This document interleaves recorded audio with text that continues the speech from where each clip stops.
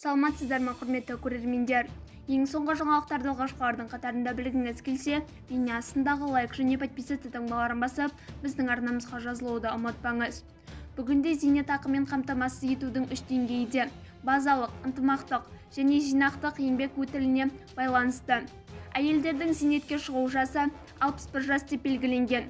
1998 жылы жинақтық зейнетақы жүйесіне ауысуға байланысты зейнетке шығу кезінде барлық жеңілдіктер алынып тасталды.